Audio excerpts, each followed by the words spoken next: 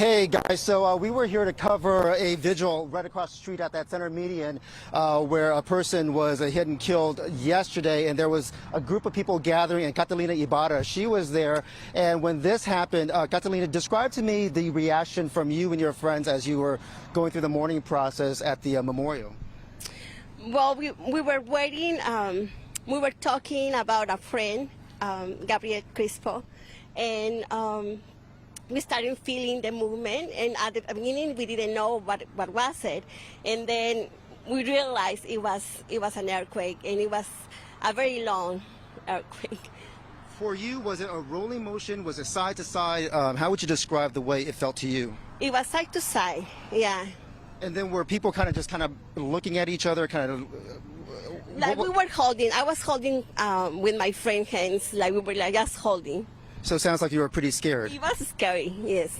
Visually, do you remember what you saw? Because there are a lot of power lines and light poles around you. Do you remember any sort of movement or sound that you saw? Yes, my friend told me, look at the power lines, they're moving. And I said, yeah. So we were just afraid, scared. So the power lines were swaying back and forth? Mm-hmm. You know, this is a good time to remind our viewers, thank you, Catalina, for giving me your memories. But it's a good time to remind all our viewers, you know, in a situation like this, I know that it's easy to panic and it's easy to get scared, but when Catalina is talking about power lines swaying, it's an important reminder that, you know, these power lines can easily snap. So if you do see a power line on the ground, if you're not home, if you're on the road, if you're out driving, assume that that power line has energy running through it. The last thing you want to do is get close to it because it is very dangerous. In terms of the emergency response, you know, Stu is up in the air. He's been kind of monitoring some of the radios. The first thing I did was I called the chief of police for San Marino. The reason for that is because the chief was right down the street. He was kind of keeping an eye on the situation going here. So he and I have worked together for a number of years, and I want to get a sense from him if there are any sort of gas leaks or fires or anything in the area. And right now he is reporting to us that there is no emergency so far, but a lot of times, you know, these sort of things kind of spring up over time. So right now they're kind of standing by and waiting to see what's going on. In terms of my perspective, I was in the news van over here. You can see it's a pretty high profile vehicle, and so I was basically reviewing some of the video that we were working on, and I kind of heard this rumbling, and so I just assumed that my co-worker was in the back kind of fixing stuff, but it did shake for a substantial amount of time, and so for me it was also a very side-to-side motion. And when a truck like this shakes, you know, it's got a generator, it's got all the equipment, it's got light stands in the back, so you kind of get this sort of symphony of rattling as well.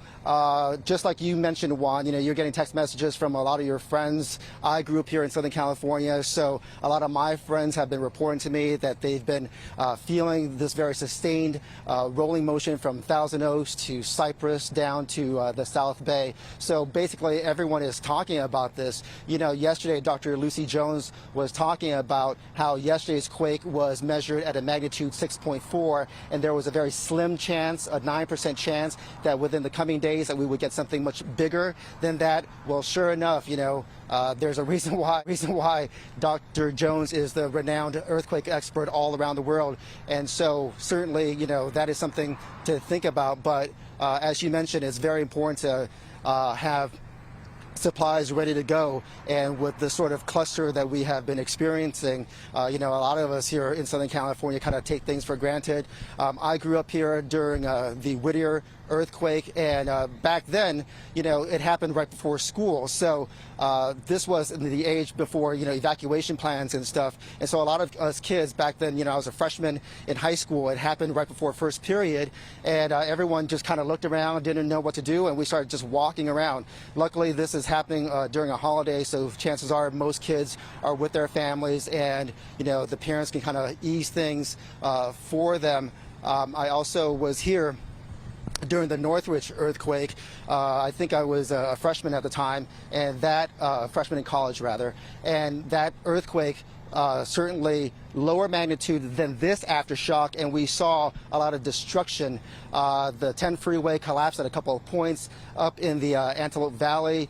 Freeway collapse, and I seem to remember back then, unfortunately, a motorcycle officer drove off when that freeway collapsed because it was the dark of night.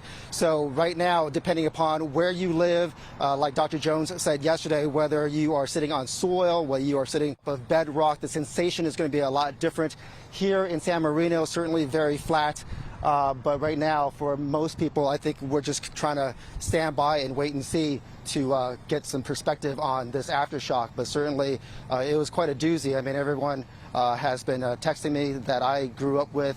Catalina Ibarra, that I just interviewed, one of her friends sent her a piece of video from that person's backyard where you basically have the pool in the backyard kind of sloshing with water going back and forth for a significant amount of time. So certainly very jarring for all of us here in San Marino. For now, let me go ahead and toss it back to you unless you guys have some questions for me. No, Jeff, thank you so much for that. No matter whether you're living in San Marino